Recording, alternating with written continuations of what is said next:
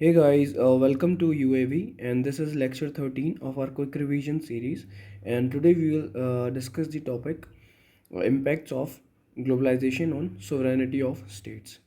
तो ठीक है, स्टार्ट करते हैं। देखिए, जैसे कि हमने अभी अपना सेकंड यूनिट जो है स्टार्ट किया है, जिसमें हमने थ्योरी ऑफ जो स्टेट्स जो है वो स्टेट स्टार्ट किया है। ठीक है, उसमें ये हमारा सेकंड पार्ट है। ओके, तो हमने उसमें देख लिया था कि भाई थ्योरी जो स्टेट है वो कॉन्सेप्ट एज अ मतलब कैसे स्टार्ट हुआ। ठीक है, अब हम देख रहे हैं कि भाई ग्लोबलाइजेशन का इम्पैक्ट क्या रहा सोवरेनिटी ऑफ स्टेट्स के ऊपर। देखिए, अब से मैंने मतलब ये सोचा है कि भाई जो भी टॉपिक हम पढ़ेंगे, जो भी टॉपिक हम रिवाइज करेंगे, उसमें जो की स्कॉलर्स होंगे वो मैं स्टार्टिंग में ही टॉपिक के मेंशन कर दूंगा, जिससे कि आप लोगों को हेल्प हो जाएगी उस चीज़ उन्हें रिवाइज करने के लिए। ठीक है, तो देखिए इम्पैक्ट्स ऑफ ग्लोबलाइजेशन में हम यहाँ पर की स्कॉलर्स देख लेते हैं कुछ।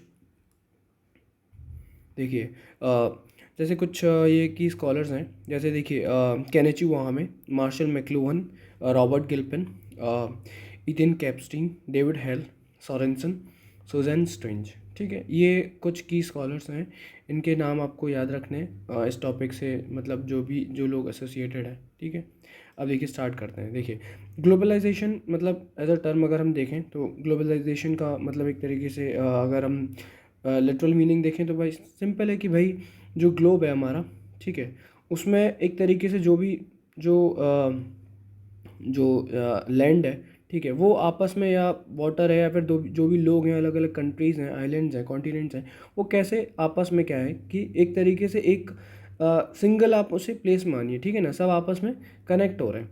अब हो क्या रहा है कि भाई इकोनॉमिक लेवल पर हम देखें कि भाई जैसे अब एक यूरोप ही मान लीजिए, ठीक है, यूरोप है, अब उसमें छोटे छोटे कंट्रीज़ हैं। अब एक हो गया कि भाई सब कह रहे हैं कि नहीं, हम अपने अलग लेवल पे काम करेंगे, हमें बगल वाले जर्मनी कह रहा है भाई हमें फ्रांस से मतलब नहीं है, फ्रांस कह रहा है हमें जर्मनी से मतलब नहीं है। या फिर आप यूरोप से अटैच रशिया को देख लीजिए, रशिया कह रहा है कि नहीं भाई हम अपने हिसाब से काम करेंगे, हमें यूरोप से मतलब नहीं है। लेकिन ग्लोबलाइजेशन में क्या हो रहा है, सब लोग आपस में इंटरकनेक्टेड हैं। ठीक है ना, कुछ रिसोर्सेज जो हैं यहाँ पर हैं, जो कुछ रिसोर्सेज यहाँ पर नहीं है, तो जो रशिया को जिस रिसोर्स की नीड है वो यहाँ से ले रहा है, यूरोप को जिस रिसोर्स की नीड है वो रशिया से ले रहा है। तो ऐसे करके जो ओवरऑल जो पूरा मतलब एक तरीके से ग्लोब है, वर्ल्ड है, वो क्या है, कनेक्टेड है। ठीक है ना, बॉर्डर लेस एक तरीके से हो गया है। ठीक है, globalization indicates idea of borderless world and globalization indicates that world is becoming a global village। ठीक है, सोवरेनिटी का देखिए हमने कॉन्सेप्ट देखा, इसमें दो टर्म होते हैं सोवरेनिटी में कि भाई एक हो गया आपका टेरिटोरियल एंटिटी, मतलब ठीक है, और फिक्स टेरिटरी हो गया, जैसे हमने एलिमेंट पढ़े थे जैसे स्टेट के, तो उसमें सोवरेनिटी हमने एक एलिमेंट देखा था, तो उसके अंदर हम देख रहे हैं कि भाई एक है इसका फिक्स टेरिटरी सोवरेनिटी के लिए, और एक सेंट्रलाइज कॉन्सेप्ट ऑफ अथॉरिटी। ठीक है, दो चीज़ हैं। तो ये मॉडर्न नेशन कॉन्सेप्ट मतलब जो कंपोनेंट है मॉडर्न नेशन स्टेट्स का, तो इसमें सोवरेनिटी का मतलब एक तरीके से हो गया कि भाई स्टेट है, उस पर जो भी गवर्नमेंट है वो कह रही है कि भाई हम अपने हिसाब से ही काम करने वाले हैं, हमें मतलब नहीं है कि भाई दूसरे लोग क्या कर रहे हैं या फिर उनके आइडिया से इन्फ्लुएंस होने की ज़रूरत नहीं है। ठीक है, हम अपने लॉस खुद बनाएंगे, हम पीपल का कंजप्शन खुद ही डिसाइड करेंगे, हम प्रोडक्शन भी खुद ही डिसाइड करेंगे, चाहे वो इकोनॉमिक लेवल पर हो, चाहे वो डिफेंस लेवल पर हो, हर चीज़ वो कह रहे हैं कि भाई हम अपने हिसाब से करने वाले हैं। ठीक है, वो मतलब वी आर टोटली सोवरेन। ठीक है, तो सोवरेनिटी एक तरीके से हो गया, और ग्लोबलाइजेशन हमने देख लिया कि भाई ग्लोबलाइजेशन क्या है। अब देखिए कि भाई ग्लोबलाइजेशन का इम्पैक्ट क्या होगा सोवरेनिटी पर। ठीक है, देखिए ये कह रहे हैं कि भाई ग्लोबलाइजेशन एंड जो globalization and sovereign nation state are antithetical ideas हैं। एंटीथेटिकल मतलब कि भाई ये अपोजिट होगा एक तरीके से। देखो ग्लोबलाइजेशन क्या कह रहा है कि भाई जो अलग अलग एक तरीके से स्टेट्स हैं, अलग अलग जैसे कॉन्टिनेंट्स हैं ग्लोब पर, वो क्या हो रहा है भाई, वो हो रहे हैं आपस में कनेक्ट। ठीक है, काम करने के लिए ये सब, कोई इससे कनेक्टेड है, कोई इससे कनेक्टेड है, ये सब लोग आपस में कनेक्ट हो रहे हैं। सोवरेनिटी में बात क्या हो रही है, वो मतलब एक तरीके से अलग रहने की बात हो रही है कि भाई हम यहाँ पे सोवरेन है, हमें इनसे दूसरे वाले से इससे कोई मतलब नहीं है। ठीक है, कोई लेना देना नहीं है। ठीक है, तो यहाँ पर ये हो गया कि भाई globalisation and sovereign nation are antithetical. ठीक है, one is based on territorialisation and other is based on D. ठीक है, तो ग्लोबलाइजेशन में क्या हो रहा है, डी हो रहा है। ठीक है, देखिए अब हम देख रहे हैं कि भाई ग्लोबलाइजेशन जो है वो मतलब कहाँ से उसने अपना एक तरीके से स्टार्ट हुआ। ठीक है, देखिए जब जब दो फैक्शन बने, ठीक है, वर्ल्ड वॉर हमारा 2 के बाद, अब यूएसए है, रशिया है, ठीक है।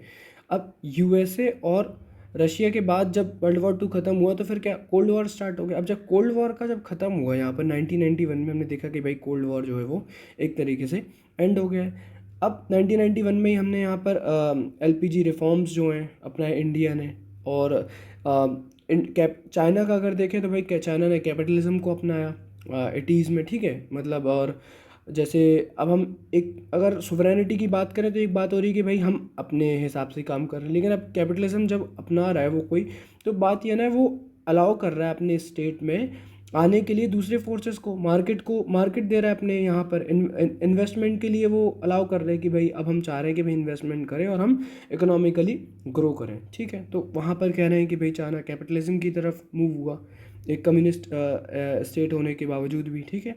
तो इकोनॉमिक नीड थी इनकी। 1995 में देखिए डब्ल्यूटीओ बन गया। तो डब्ल्यूटीओ वर्ल्ड ट्रेड ऑर्गेनाइजेशन जो है भाई वो एक ग्लोबल लेवल पे एक ऑर्गेनाइजेशन है जिसमें बहुत सारे मतलब मोस्ट ऑफ द कंट्रीज़ जो हैं वो हैं मेंबर उसके, ठीक है। वहाँ पर वो डिसाइड करते हैं कि भाई क्या रूल्स होने चाहिए इंटरनेशनल लेवल पर एक तरीके से मार्केट के लिए, ठीक है, इकोनॉमीज़ को कनेक्ट करने के लिए। अब देखिए यहाँ पर जो हमने जो स्कॉलर पढ़े थे, तो एक केनेची वहाँ में जो हमने पढ़ा था, उनका एक मॉडल है जिसे मतलब ये बिलियर्ड बॉल मॉडल के नाम से जानते हैं, ठीक है। इसमें वो ये कह रहे हैं कि भाई अगर ये टेबल है जिस जो जो 8 बॉल पूल जैसे गेम होता है ना, तो उसमें वो कह रहे हैं कि भाई जो बिलियर्ड जो गेम है, तो इसमें बिलियर्ड का जो बॉल है वही कह रहे हैं अगर आप इसे स्ट्रेट माने तो जो हार्ड बॉल होता है ना, हार्ड शेल होता है बॉल का, तो कह रहे हैं कि भाई ये जो स्टेट है वो हार्ड एक तरीके से बिलियर्ड बॉल का जो है वो शेल जो है वो स्टेट है, ठीक है, हार्ड है वो शेल उनका बहुत ज़्यादा। मतलब सोवरेनिटी एक तरीके से हम बोलें कि भाई ये क्या है, सोवरेनिटी हो गई उसकी बॉल की, जो हार्डनेस है, कि भाई वो अलाउ ही नहीं कर रही है दूसरे किसी आइडियाज़ को या दूसरे किसी डेवलपमेंट को होने के लिए। वो कह रहे हैं हम अपने हिसाब से कर रहे हैं काम। अब अब देखिए जो ये बॉल की जो हार्डनेस है वो कैसे एक तरीके से पोरस बन रही है ना, वो कैसे मतलब एक तरीके से कम हो रही है उसकी हार्डनेस। जैसे कि देखिए आईसीटी है, इंटरनेशनल ऑर्गेनाइजेशन है, इंटरनेशनल लॉज हैं, तो ये फोर्सेस हैं ग्लोबलाइजेशन के, ठीक है। तो ये जो फोर्सेस हैं, ग्लोबल सिविल सोसाइटी हो गया, ये सब फोर्सेस जो है ना वो हार्ड शेल को क्या कर रहे हैं, पोरस बना रहे हैं, ठीक है। तो उनकी जो कहीं ना कहीं जो सॉवरेनिटी है वो हो रही है कम ग्लोबलाइजेशन की वजह से, ये केनेची ओहामे का कहना है। अब लेकिन कह रहे हैं कि भाई यहाँ पर लैक ऑफ कंसेंसस है, जो अलग अलग स्कॉलर जो हमने वो भी ऊपर मेंशन किए थे, कह रहे हैं कि भाई अलग अलग सबके पर्सपेक्टिव हैं। कोई कह रहा है कि भाई ग्लोबलाइजेशन ने तो किया है बहुत ज़्यादा इम्पैक्ट स्टेट की सॉवरेनिटी के ऊपर, कोई कह रहा है कि नहीं किया, कोई कह रहा है किया भी है और नहीं भी किया है। तो ऐसे करके डिफरेंट पर्सपेक्टिव्स हैं, ठीक है, डिफरेंट स्कूल ऑफ थॉट्स हैं, वो हम डिस्कस कर लेते हैं, इंपॉर्टेंट, ठीक है। देखिए 3 पर्सपेक्टिव हैं। एक है ग्लोबलिस्ट पर्सपेक्टिव, तो ये हाइपर ग्लोबलिस्ट पर्सपेक्टिव के नाम से ही मतलब इन्हें जानते हैं। इसमें स्कॉलर्स जो हैं वो कौन है, केनेची ओहामे और मार्शल मैक्लूहन, ठीक है, 2 स्कॉलर्स होंगे, केनेची ओहामे एंड मार्शल मैक्लूहन। इसमें क्या कह रहे हैं, वो कह रहे हैं कि भाई देखिए globalization is real and it has diluted the sovereignty of the state both internal and external. ये कह रहे हैं कि भाई ग्लोबलाइजेशन क्या है, वो रियल है और इंटरनली भी और एक्सटर्नली भी, अंदर के डोमेस्टिक अफेयर्स में भी और बाहर, मतलब आप दो अगर इंटर स्टेट अगर कोई वो हो रहा है तो भाई उसमें भी इम्पैक्ट किया है ग्लोबलाइजेशन ने। ये तो बिल्कुल ही मान रहे हैं, ये मतलब एक तरीके से हार्डकोर वो हो गए सपोर्टर ग्लोबलाइजेशन के, ठीक है। अब हम देखें कि भाई स्टेट सेंट्रिक पर्सपेक्टिव, जो कि मतलब स्टेट को एक तरीके से प्राइमेसी दे रहे हैं। तो इसमें कौन से स्कॉलर्स हमारे, देखिए इसमें है Robert Gilpin and Ethan Kapstein. अब इसमें 2 स्कॉलर ये हो गए, ठीक है, Robert Gilpin and Ethan Kapstein. इसमें ये क्या कह रहे हैं कि globalization is on its losing end, the world continues to be the state centric, states are controlling globalization. वो कह रहे हैं कि भाई स्टेट जो है वो कंट्रोल कर रही है ग्लोबलाइजेशन को। कैसे, देखिए अब फॉर एग्जाम्पल कोई स्टेट है, जैसे मान लीजिए इंडिया ही है, ठीक है। अब हम लोग क्या कर रहे हैं कि भाई हमारे जो लॉज हैं, ठीक है, इकोनॉमिक जो इकोनॉमी के लिए मार्केट के जो लॉज हैं, फॉर एग्जांपल इन्वेस्टमेंट के लिए लॉ है, एफडीआई के लिए लॉ है, ठीक है, एफडीआई के लिए कि भाई फॉरेन डायरेक्ट इन्वेस्टमेंट जो है वो किस किस सेक्टर में कितना कितना हम अलाउ करें, ठीक है, कि ताकि जो बाहर के स्टेट्स हैं उनका कितना एक तरीके से स्टेक हो या कितना से हो उनका, ठीक है। अब जितना ज़्यादा आप एक तरीके से जितना ज़्यादा आप अलाउ कर देंगे एफडीआई, वो कहीं ना कहीं इनडायरेक्टली होता है क्या है कि भाई वो इन्फ्लुएंस करने लगता है डोमेस्टिक अफेयर्स में, ठीक है, चाहे वो पॉलिटिकल हो चाहे फिर वो इकोनॉमिकल हो। तो हम देख रहे हैं कि भाई जो गवर्नमेंट्स हैं वो अपने हिसाब से ही अलाउ कर रहे हैं कि भाई कितना एफडीआई होना चाहिए, ठीक है, एफपीआई की जैसे लिमिट है। तो हर चीज़ एक तरीके से लिमिट कर रही है। कौन कर रही है? सरकार कर रही है, गवर्नमेंट कर रही है। तो ये कह रहे हैं कि भाई जब वो लोग कर रहे हैं तो हम ये कैसे कह सकते हैं कि भाई ग्लोबलाइजेशन ने एक तरीके से पेनिट्रेट कर दिया है बिल्कुल ही, स्टेट की जो हार्ड शेल था वो बिल्कुल पोरस हो गया है और उसका इम्पैक्ट बहुत ज़्यादा हो गया है, ठीक है। तो ये स्टेट सेंट्रिक जो पर्सपेक्टिव है वो ये कह रहे हैं कि नहीं, globalization was on losing end. अब थर्ड देख लेते हैं कि भाई ये हैं ट्रांसफॉर्मेशनलिस्ट व्यू। ट्रांसफॉर्मेशनलिस्ट व्यू में हम देखें तो ये स्कॉलर हैं डेविड हेल्ड, वो कह रहे हैं कि भाई ग्लोबलाइजेशन जो है ना and sovereignty are not a zero sum game. Zero sum game मतलब वो ये नहीं कह रहे हैं कि भाई अगर यहाँ पर ग्लोबलाइजेशन होगा तो स्टेट सेंट्रिक नहीं हो सकता है, ठीक है। ऐसा नहीं है कि ज़ीरो सम गेम है कि भाई अगर ग्लोबलाइजेशन हो गया तो सोवरेनिटी कट हो गई। अगर सोवरेनिटी है, स्टेट सेंट्रिक पर्सपेक्टिव है, तो वो कह रहे हैं ग्लोबलाइजेशन बिल्कुल ख़त्म हो गया। कह रहे ऐसा नहीं है, कह रहे हैं बैलेंस व्यू है दोनों। अगर ग्लोबलाइजेशन भी है, कह रहे हैं भाई स्टेट सेंट्रिक जो सोवरेनिटी है वो भी कहीं ना कहीं है, ठीक है। जैसे कि वो एग्जांपल दे रहे हैं कि भाई अगर ग्लोबलाइजेशन भी है, अगर मतलब हम पूरे ओवरऑल डिफरेंट नेशंस की अगर बात करें, ठीक है, वर्ल्ड में बात करें, तो देख रहे हैं कि भाई लोग जो कुछ राज्य हैं मोस्टली जो स्टेट्स हैं, डिफरेंट डिफरेंट स्टेट्स हैं, वो कनेक्टेड भी हैं।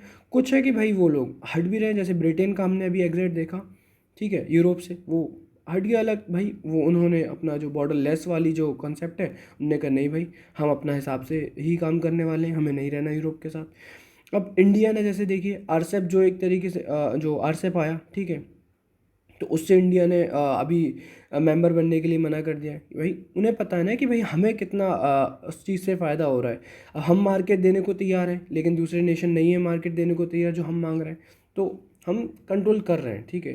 तो यहाँ पर वो क्या है, दोनों एक तरीके से बैलेंस व्यू चल रहा है। अब देखिए केनेची वहाँ में जो हमने अभी पढ़ा ग्लोबलिस्ट उनका, तो इनका थोड़ा सा व्यू देख लेते हैं। वो क्या कह रहे हैं कि भाई world is turning into global economy. World जो है वो ग्लोबल इकोनॉमी में एक तरीके से तब्दील हो रहा है। और पॉलिटिकल जो बाउंड्रीज़ हैं, ठीक है, अलग अलग जो राज्य हैं उनकी जो पॉलिटिकल बाउंड्रीज़ हैं, जो एक अपने आप को रेस्ट्रिक्ट करना कि भाई हम यहाँ से नहीं दूसरे आइडियाज़ को अपने यहाँ पे आने देंगे, या फिर इकोनॉमिकली कनेक्ट करना दूसरे देश से, तो जो जो रिस्ट्रिक्शन है वो ख़त्म हो रहा है, वो कम हो रहा है, ठीक है, वो लेस इंपॉर्टेंट हो रहा है। और जो आईसीटी है मतलब इंफॉर्मेशन एंड कम्युनिकेशन जो टेक्नोलॉजी, हम जो टेक्नोलॉजी में इतना ज़्यादा आगे बढ़ रहे हैं, तो जो लोगों का लाइफस्टाइल है वो बिल्कुल चेंज हो रहा है। मतलब जो लोग हैं वो ग्लोबल सिटीज़न एक तरीके से हो गए हैं। अब कैसे, देखिए हम इंडियन हैं, ठीक है, लेकिन जो कॉन्सेप्ट है ना वेस्टर्नाइजेशन वाला, ठीक है, वेस्टर्नाइजेशन ऑफ आवर कल्चर, तो हम कहीं ना कहीं जो लोग हैं मोस्टली इंडिया में जो लोग हैं वो क्या कर रहे हैं कि भाई अब लाइफस्टाइल जब अच्छा हो रहा है, अर्न कर रहे हैं अच्छा, तो कोशिश ये करते हैं कि भाई एक अच्छा लाइफस्टाइल के लिए क्या है कि भाई अच्छा कपड़ा होना चाहिए, अच्छा खाना होना चाहिए, अच्छी अच्छी चीज़ें ब्रांडेड चीज़ें लेनी है, बड़ी गाड़ियाँ लेनी है।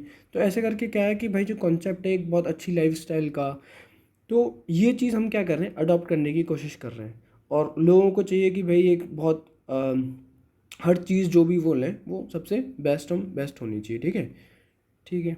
अब कह रहे हैं कि भाई जब इतना सब कुछ हो रहा है तो गवर्नमेंट का जो कंट्रोल है वो हो रहा है कम, कि भाई जब इतना सब कुछ नहीं था, आर्टिफिशियल जो सॉरी टेक्नोलॉजी में इतना ज़्यादा हम लोग नहीं बढ़े थे, तो गवर्नमेंट ही कंट्रोल कर रही थी कि भाई सिटीजन्स को कि भाई क्या आपको प्रोड्यूस करना है, कितना खाना है, कितना जाना है, एक तरीके से रेस्ट्रिक्ट कर रही थी भाई कहाँ मूव करना है, कहाँ आप एसोसिएट हो सकते हैं, या फिर कहाँ जा सकते हैं। तो ये सब चीज़ें हैं। तो क्या है, गवर्नमेंट का कंट्रोल वहाँ पे था। अब लेकिन क्या है कि वो ये कह रहे हैं कि भाई जब ये आईसीटी का डेवलपमेंट हो रहा है, लाइफस्टाइल अच्छा हो रहा है लोगों का, तो गवर्नमेंट का कंट्रोल हो रहा है कम। तो ये कुछ, लेकिन जो डेवलप्ड देश हम मानते हैं, वही यूएसए है, जापान है, ईयू है, वहाँ पर हो रहा है। अभी जो डेवलपिंग नेशंस हैं वहाँ पर नहीं कह सकते कि भाई इतना ज़्यादा है। अब इंडिविजुअल जो है वो, जैसे मैंने बताया कि भाई ग्लोबल सिटीज़न हो गया उनके कंजम्पशन हैबिट की वजह से, क्योंकि भाई वो चाह रहे हैं कि भाई हमें ग्लोबल प्रोडक्ट चाहिए। अब गवर्नमेंट का जो है वो रेस्ट्रिक्शन जो है वो हो गया है मतलब बढ़ता गवर्नमेंट जो है, गवर्नमेंट का जो एक तरीके से अपर हैंड जो रहता था वो वहाँ पर हो गया है कम, कंट्रोल हो गया है कम। तो रेगुलेशन जब कम हो गया और जो सिटीजन्स हैं वो अपने हिसाब से ही चलने के लिए एक तरीके से केपेबल होते जा रहे हैं। कंजम्पशन हैबिट है उनकी भाई, ग्लोबल प्रोडक्ट चाहिए उन्हें, बाहर से भी प्रोडक्ट भाई जो यूएसए में बन रहा है वो कह रहे हैं हमें वो वाला प्रोडक्ट चाहिए, हमें इंडियन जो इंडिया में मैन्युफैक्चर हो रहा है वो नहीं चाहिए। कुछ लोग कह रहे हैं भाई हमें यूएसए में, कुछ लोग हैं वो कह रहे हैं कि भाई हमें इंडियन वाला प्रोडक्ट चाहिए। तो ऐसे करके एक इंटरकनेक्शन मतलब बन गया है, ठीक है। Government control over consumption habit, अब कंजम्पशन हैबिट जो गवर्नमेंट जो पहले कंट्रोल कर रही थी वो हो गई है कम। जैसे कि गवर्नमेंट जब अपने हिसाब से चला रही थी कि भाई वोट बैंक के लिए, कि भाई हम लोगों की डिमांड के हिसाब से देखें कि भाई लोगों को किस तरीके से गुमराह करना है, मैनिपुलेट करना है, वो भी चीज़ कम होती जा रही है। तो ग्लोबलाइजेशन ऑफ इकोनॉमी में अगर हम देखें तो भाई यूज़ ऑफ मिलिट्री फोर्सेस कह रहे हैं कि भाई मिलिट्री फोर्सेस जो है वो कम होती जा रही है। जब इकोनॉमी जब ग्लोबलाइज होती जा रही है तो कह रहे हैं कि भाई मिलिट्री फोर्सेस का इतना ज़्यादा नीड ही नहीं है। जब जो लोग हैं, ठीक है, अलग अलग दो स्टेट्स हैं, वो कह रहे हैं कि भाई रिसोर्सेज यहाँ पर कुछ हैं, कुछ रिसोर्सेज यहाँ पर R1 है, R2 है। कह रहे हैं भाई इस स्टेट को जब ये वाले रिसोर्स की ज़रूरत है वो कह रहा है भाई आराम से वो ले ले रहे हैं, इन्हें ज़रूरत है वो कह रहे हैं आराम से ये ले ले रहे हैं, लड़ाई की कोई बात ही नहीं है। तो मिलिट्री की कोई बात नहीं है, वो कह रहे हैं वो कम होती जा रही है, ठीक है। वो कहना चाहिए वहाँ में का एक ये पर्सपेक्टिव है। लेकिन इनका क्रिटिसाइज़ कैसे किया गया है, इनका क्रिटिसिज्म हुआ है, वो कह रहे हैं कि भाई ये सब जो पर्सपेक्टिव है ना वो सही नहीं है। कह रहे हैं कंट्रीज़ जो है कांट कंट्रोल देयर ट्रेड, जो कंट्रीज जो कह रहे हैं ना कि भाई ट्रेड कंट्रोल नहीं कर सकती कंट्रीज, कह रहे हैं नहीं भाई ये तो गलत है। जैसे कि अब देखो यूएसए है और अभी जो टैरिफ वाला कॉन्सेप्ट है, मतलब जो हमें जो हम पढ़ते हैं ना इसमें गेट वगैरह पढ़ा है हमने इकोनॉमी में, ठीक है, WTO के जो नॉर्म्स हैं, तो उसमें जैसे फाइटोसैनिटरी जो एक तरीके से जो टैरिफ्स हैं, तो वहाँ पे हम देख रहे हैं कि भाई रिस्ट्रिक्शन लगा देता है यूएस, ठीक है, जो भी प्रोडक्ट इंडिया से आ रहे हैं। तो हमारा ये जो केस चल भी रहा था इसमें WTO में, ठीक है ना। तो मतलब जो स्टेट्स हैं वो क्या है कि भाई रेस्ट्रिक्शंस लगा पा रही हैं, ऐसा नहीं है कि भाई नहीं स्टेट जो स्टेट के हाथ में कुछ भी नहीं है, ठीक है। यूएसए रशिया जो है वो अपनी मिलिट्री जो है वो यूज़ कर रहा है भाई। देखो रशिया की मिलिट्री अफ़गानिस्तान में भी रही है, या नाटो फोर्सेस हैं वो भी अलग अलग जगह जा रहे हैं भाई, as a peacekeeper forces हों चाहे कैसे ही हों। यूएसए के फोर्सेस हैं भाई वो भी अभी अफ़गानिस्तान में रहे हैं, अभी पुल बैक किया है। तो जो कॉन्सेप्ट है कि भाई ग्लोबलाइजेशन की वजह से जो कहना चाहिए वो हमें बोल रहे हैं कि भाई जो गवर्नमेंट का कंट्रोल है वो हो गया कम, तो उनके क्रिटिसिज्म हम क्या लिखेंगे, ये सब चीज़ें भाई ऐसा नहीं है, ठीक है। सुजैन स्ट्रेन एक स्कॉलर हैं जिनके हम व्यूज़ देख लेते हैं, वो क्या कह रहे हैं। वो ये कह रही हैं कि देखिए जो इकोनॉमिस्ट हैं और जो पॉलिटिकल थिंकर हैं वो कह रही दोनों को ग्लोबल मार्केट की अंडरस्टैंडिंग है बहुत कम, ठीक है, प्रॉपर अंडरस्टैंडिंग नहीं है उन लोगों को। इकोनॉमिस्ट क्या है, ज़्यादा एम्फेसिस दे रहे हैं इकोनॉमिक मॉडल्स के ऊपर, पॉलिटिकल थिंकर क्या है भाई पावर एंड पॉलिटिक्स के ऊपर ही ज़्यादा एम्फेसाइज कर रहे हैं। तो कह रहे हैं कि भाई एक हमें बैलेंस अप्रोच की ज़रूरत है। तो ठीक है गाइज, यहाँ पर ये इम्पैक्ट ऑफ ग्लोबलाइजेशन ख़त्म होता है। छोटा सा टॉपिक था, इम्पॉर्टेंट स्कॉलर्स हमें याद रखने हैं, पर्सपेक्टिव जो हैं तीन डिफरेंट काइंड वो हमें याद रखने हैं, और बस ये क्रिटिसिज्म हो गया, ठीक है। तो गाइज यहाँ पर हम ख़त्म करते हैं इसे, और आई होप गाइज आपको समझ आया होगा। और ये क्विक रिवीजन सीरीज़ है, आप इसे 2-3 बार देख सकते हैं स्पीड बढ़ाकर, जिससे कि आपको हेल्प मिले रिवाइज़ करने के लिए। और अगर आपको अच्छा लगा तो प्लीज़ लाइक करिए, शेयर करिए और सब्सक्राइब भी करिए, ठीक है गाइज। तब तक के लिए गुड बाय, फिर मिलते हैं। और प्लीज़ गाइज मेरे जो प्रीवियस जो लेक्चर्स हैं वेस्टर्न पॉलिटिकल थॉट के, मैंने उस पर एक प्लेलिस्ट भी बना दिया है, आप प्लीज़ जाके उसे चेक कर सकते हैं। Okay, thank you.